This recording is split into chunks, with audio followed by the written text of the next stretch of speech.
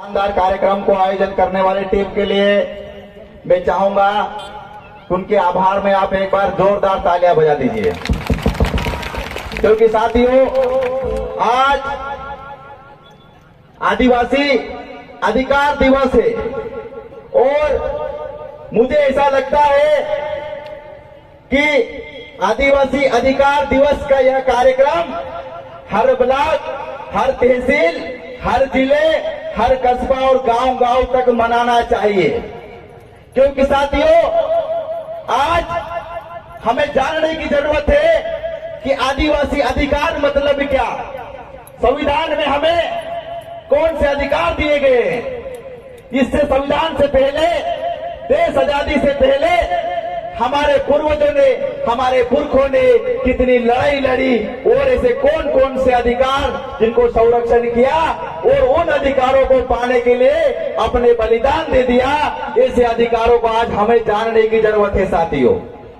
हम देखते हैं कि जैसे विश्व आदिवासी दिवस होता है, उसमें और भी आदिवासी अधिकार दिवस में दोनों में क्या फर्क है, तो दोनों में हम देखने में यह आता है कि उसमें जल, जंगल, जमीन और सभ्यता बचाने का एक हमें मैसेज देना होता है, लेकिन यह जो कार्यक्रम होता है इसमें हमें अधिकार जानने की जरूरत होती है। साथियों आज हम नारे तो लगाते हैं, जय जोहार का नारा है, भारत देश हमारा है, लेकिन वास्तविकता में जमीन स्तर पे देखने को ये मिलता है साथियों कि हमारे किसी भी आदिवासी भाई को पुलिस जब चाहे उठा ले जाती है और मन माफिक मारती है, कूटती है, उसको पूरा जान से मार देती है। ये हमारी असलियत में आज हमारे साथ में हो रहा है।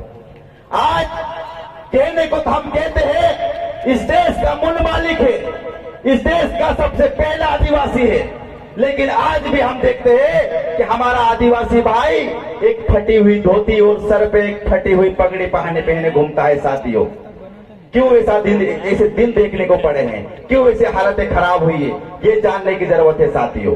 लेकिन ये हमें कहाँ जानने को मिलेगा, कहाँ सीखने के लिए मिलेगा, तो सबसे पहले हमें ऐसे कार्यक्रम, ऐसे आयोजनों से हमें जानने को मिलेगा, सीखने को मिलेगा।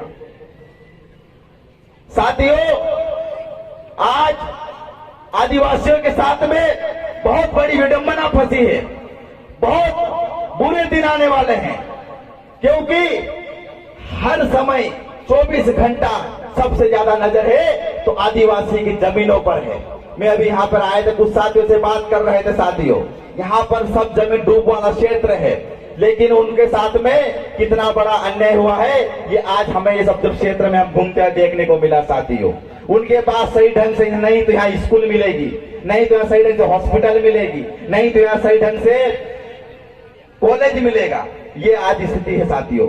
जिस जमीन पर ये सरकारें करती है, हमारी जमीन, जल जंगल जमीन हम बोलते हैं, जल जंगल जमीन हमारी सबसे बड़ी माँ है, जिसके हमारे पूर्वजों ने इसको लड़कर संरक्षित किया, उसी जमीन पर ये उद्योग प्रयोग देने का काम किया जा रहा है। अभी सुनने में ऐसा आ रहा है साथियों, एक कानून को पारित किया जा रहा है, वन संपदा अधिनियम कानून जो है उसको पारित कर, उसमें संशोधन करके और उसमें हमारी जमीनें जो है अन्य लोग भी खरीद सकते हैं, कंपनी कॉर्पोरेट को देने की बात की जा रही है, जंगलों को जो है हमारे कॉर्पोरेट को देने की बात की जा रही है। तो साथियों आपको इस ओर भी सबसे ज्यादा ज्ञान होना चाहिए कि हमें उसके लिए लड़ने के लिए सबसे आगे आपको आना पड़ेगा साथियों। आपके पास जंगल छिन जाएंगे, आपके पास जमीन छिन जाएगी, तो आप उस प्रकार रह जाओगे जिस प्रकार एक मछली से पानी छिन जाता है तो मछली तड़प तड़प कर मर जाती है। आपके पास भी जंगल जमीन छिन कर अगर कॉर्पोरेट आ गया तो आप भी तड़प तड़प मर जाओगे साथियों। ये बहुत बड़ी विपरीत परिस्थिति है और ऐसी ताकतों से लड़ने के लिए आपको एकजुट होना पड़ेगा साथियों। अगर कभी हम एकजुट नहीं हुए, अभी हम देख रहे हैं तरह तरह से हमारे बीच में फूट पड़ी हुई, अभी यह इस कार्यक्रम मुझे कहना तो नहीं चाहिए, लेकिन कहीं से सुनने में आया है कि ऐसे कार्यक्रमों का भी विरोध किया जा रहा है। कुछ साथी अपने आप आपसी स्वार्थ के बात को रख मेन उसमें रखकर उस फूट डालने का काम कर रहे हैं साथियों। तो ये सबसे पहले हमें ये अपना स्वार्थ को भूलकर हमें आदिवासियत की बात करना पड़ेगा, और जहां आदिवासियत की बात आए हमें आपसी मतभेद को भुलाकर हमें एकजुट हो जाना पड़ेगा, वरना उसी मछली के भांति तड़प तड़प कर मरने के लिए आने वाली पीढ़ी आपकी तैयार रहेगी। और उसको मरना पड़ेगा साथियों। क्यों? ये बहुत विपरीत परिस्थिति आने वाली है। और इसी के साथ अपनी वाणी को यहीं पर विराम दूंगा। बहुत बहुत धन्यवाद। इनकलाब जिंदाबाद। भगत सिंह के बोलकर अपनी बात को यहीं पर विराम दूंगा कि सरफरोश की तमन्ना अब हमारे दिल में है, देखना है जोर कितना बाजुए कातिल में है। इनकलाब जिंदाबाद। धन्यवाद दादा आपका। दादा ने बहुत अच्छी बात बताई है और इनके विचारों को सुनने, समझने और अपने जीवन में अमल करने